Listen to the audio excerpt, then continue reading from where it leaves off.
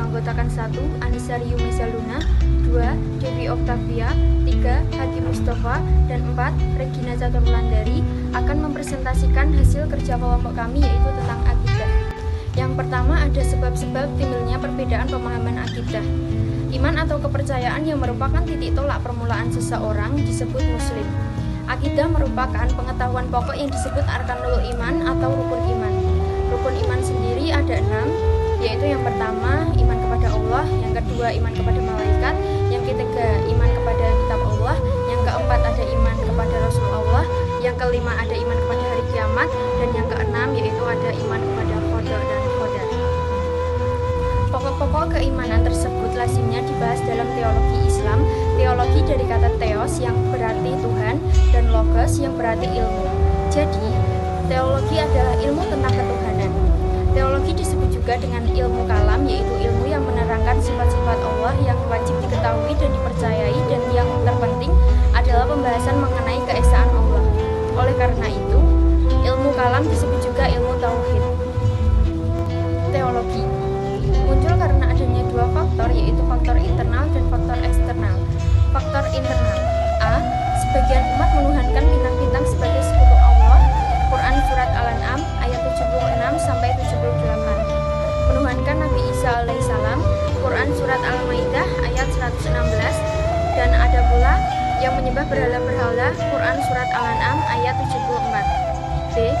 Setelah Islam berkembang luas, umat Islam mulai memfilsafatkan agama.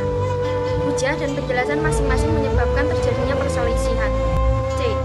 Setelah Nabi Muhammad SAW wafat, timbul perselisihan dalam memahami permasalahan-permasalahan politik, misalnya tentang kekhilafan.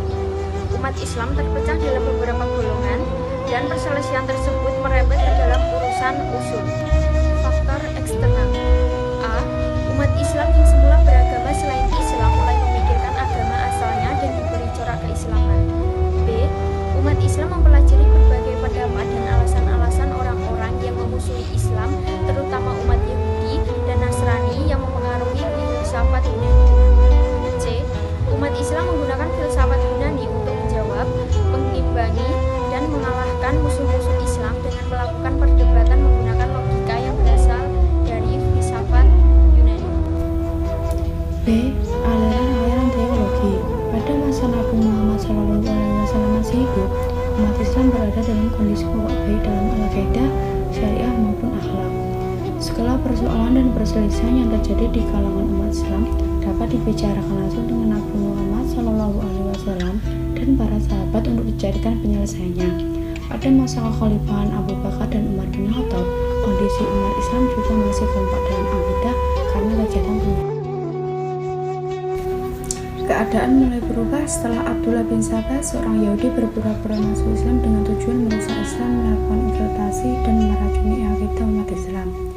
Pada masa Khalifah Utsman bin Affan, Abdullah bin Sabah menyebarkan fitnah agar umat Islam membenci khalifah, hingga akhirnya Khalifah Utsman bin Affan terbunuh dan Islam mulai terpecah. Perpecahan umat Islam bermula dari urusan politik dan kemudian berkembang ke arah masalah-masalah lainnya, termasuk masalah akidah. Firqah atau golongan terdiri atas hal-hal berikut. 1. Syiah, golongan yang menyanjung Ali bin Abi Thalib secara berlebihan. Syiah bermula dari perjuangan politik memperebutkan kekhalifahan, kemudian berkembang menjadi masalah agama. Pokok-pokok ajaran Syiah. A. Iman bersifat alisma atau maksum, segala tindak lakunya tidak pernah berbuat dosa, besar atau kecil, tidak boleh salah atau lupa, dan tidak berlaku maksiat. B. Muhammad al-Hanafi'ah bin Ali bin Abi Thalib yang meninggal tahun 81 Hijriah diberitakan gaib dan akan kembali. Kepercayaan tersebut disebut Raja'ah. Nabi Muhammad SAW, Ali bin Abi Thalib akan hidup kembali saat muncul Al-Mahdi. C. Al-Mahdi, imam yang maksum, akan datang setelah gaib untuk menegakkan keadilan, menghancurkan kezaliman, dan membangun kekuatan. Paham ini muncul untuk membangkitkan semangat berjuang menghancurkan pemerintah Muawiyah setelah Ali bin Abi Thalib terbunuh. Hasan bin Ali berbuat perjanjian dengan Muawiyah dan Husain bin Ali terbunuh di perang Karbala. D. Takhiyah merupakan program rahasia atau strategi yang harus dirahasiakan karena takut terhadap penguasa. kedua, Khawarij. Orang yang semula mendukung Ali bin Abi Thalib, namun akhirnya membencinya karena dianggap lemah dan menegakkan kebenaran. Pokok-pokok ajaran Khawarij. 1. Khalifah tidak bersifat warisan, warisah, tetapi dipilih secara demokratis. Dosa hanyalah dosa besar, tidak ada pembagian dosa besar dan kecil, dan semua pendurhakaan terhadap Allah adalah dosa besar. 3. Mengamalkan perintah agama adalah bagian dari iman. Iman bukan hanya itikad, maka barang siapa beriman namun tidak mengamalkan kewajiban agama dan melakukan dosa besar adalah kafir. Yang ketiga ada Mu'tazilah. Mu'tazilah dibagi menjadi 5. Yang pertama Tauhid. Tuhan itu esa, tidak ada yang menyamai, bukan jisim, tidak bisa disifati dengan sifat-sifat yang ada pada makhluk, tidak terbatas, tidak melahirkan, tidak dilahirkan, tidak dapat dicapai dengan indera, tidak dapat digambarkan dengan pikiran, maha mengetahui, berkuasa, dan hidup. Konsep ini disebut Ahlul Adli wa Tauhid. Yang kedua B. Adil. Keadilan berarti meletakkan tanggung jawab manusia atas perbuatannya. Tuhan tidak menghendaki keburukan, tidak menciptakan perbuatan manusia. Manusia bisa mengerjakan perintah atau larangan karena kekuasaan yang disajikan Tuhan untuk dirinya. Tuhan tidak memerintahkan kecuali apa yang dilarangnya. Yang ketiga C. Janji dan ancaman. Tuhan berjanji memberikan pahala dan mengancam menjatuhkan siksaan. Siapa berbuat baik akan dibalas kebaikan dan begitu pula sebaliknya. Yang keempat D. Tempat di antara dua tempat. Dosa besar selain musyrik adalah fasik dan tidak mukmin, tidak pula kafir. Yang kelima E. Amar ma'ruf nahi munkar. Barang siapa yang benar maka wajib atasnya memperjuangkannya. Apabila cukup dengan lisan dan lemah lembut, namun apabila tidak cukup lakukan dengan pedang.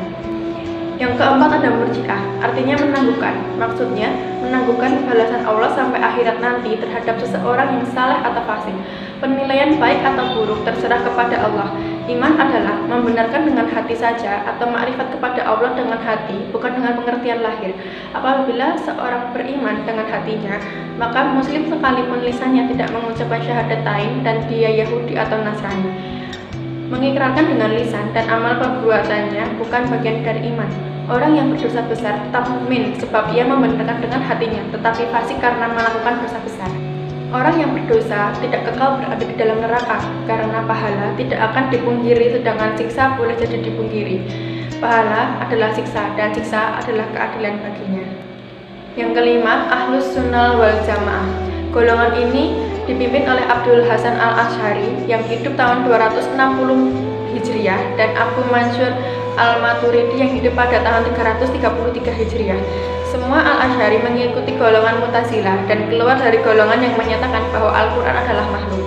Al-Maturidi tidak berbeda dengan al-Asy'ari. Sama-sama menentang Mu'tazilah dan membela kepercayaan Al-Quran. Yang C. Iman dan kufur. 1. Iman. Iman adalah engkau percaya, membenarkan dan mengakui kepada Allah dan malaikat-malaikatnya dengan rasul-rasulnya, dan engkau percaya dengan hari berbangkit. Untuk memahami hakikat masing-masing keimanan, janganlah dibingungkan dengan berbagai pendapat dan berbeda antara satu golongan dan golongan lainnya, karena satu firqah dan firqah lainnya. Qadariyah dipimpin oleh Ma'bad al-Juhni, al-Basiri, dan Ja'ad bin Dirham yang menyatakan bahwa manusia bebas menentukan nasibnya sendiri dengan memilih perbuatan baik dan buruk. Allah tidak zalim. Maka Allah tidak menentukan nasib manusia lebih dulu. Manusia bebas berkehendak. Yang keempat ada Jabariyah dipimpin oleh Jaham bin Safwan yang menyatakan bahwa Allah yang memutuskan segala amal perbuatan manusia. Semua perbuatan manusia sejak semula sudah diketahui Allah dan berjalan sesuai dengan kodrat idoratnya. Usaha manusia sama sekali tidak ditentukan oleh manusia. Yang kedua kufur. Kufur adalah lawan dari iman, yaitu tidak beriman kepada Allah dan Rasulnya, baik dengan mendustakan maupun tidak mendustakannya.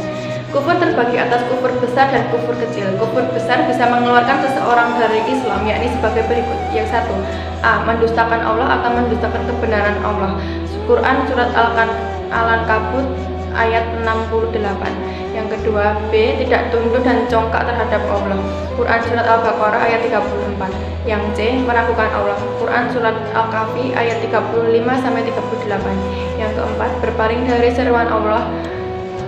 Yang kelima, menampakkan keimanan dan menyembunyikan kejahatan.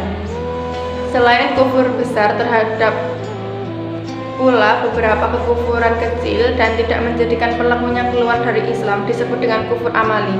Kufur amali adalah dosa-dosa yang disebutkan dalam Al-Quran dan hadis seperti kufur nikmat. Akidah dalam kehidupan sehari-hari. Akidah merupakan pondasi seorang muslim.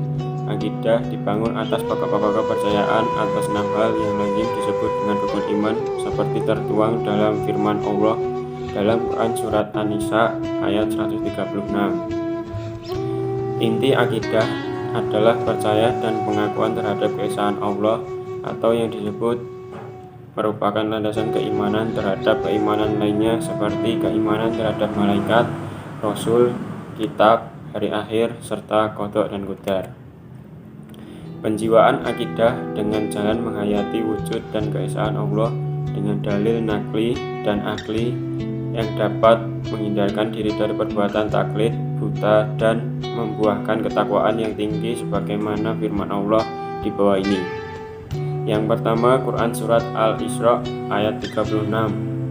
Dan janganlah kamu mengikuti sesuatu yang tidak kamu ketahui, karena pendengaran, penglihatan, dan hati nurani semua itu akan dimintai pertanggungjawaban semuanya. Yang kedua, Quran Surat Al-Zumar ayat 9. Tidaklah sama orang-orang yang berpengetahuan dengan yang tidak berpengetahuan. Sebenarnya hanya orang yang berakal sehat yang dapat menerima pelajaran. Yang ketiga, Quran Surat Al-Fatir ayat 28. Sesungguhnya yang bertakwa kepada Allah di antara hamba-hambanya adalah yang berpengetahuan. Setiap muslim terlebih dahulu perlu menanamkan keyakinan secara mendalam tentang kebenaran ajaran Islam sebagaimana disebutkan dalam surat-surat di bawah ini. Sesungguhnya agama yang hak di sisi Allah adalah Islam. Quran Surat Ali Imran ayat 19. Barang siapa yang mencari agama selain Islam maka tidak akan diterima ajaran tersebut dan di akhirat dia termasuk orang yang rugi. Quran Surat Al Imran ayat 85. Pada hari ini telah kusempurnakan bagimu agamamu dan telah kucukupkan kepadamu nikmatku dan telah kuridhoi Islam menjadi agamamu. Quran Surat Al-Maidah ayat 3. Keyakinan tentang kebenaran ajaran Islam menjadikan keyakinan akidah Islamiyah yang intinya adalah tauhid menjadi lebih kokoh. Selanjutnya, tauhid yang kuat akan menghasilkan akhlak yang mulia. Seorang muslim yang memiliki akhlak kuat pasti tidak memerlukan banyak pertimbangan pikiran dalam perbuatan dalam menjalankan perintah Allah. Karena semua perbuatan dilandasi oleh keimanan terhadap Allah. Akhlak Islam mencakup berbagai perbuatan baik yang berhubungan dengan Allah, yang berhubungan dengan sesama manusia.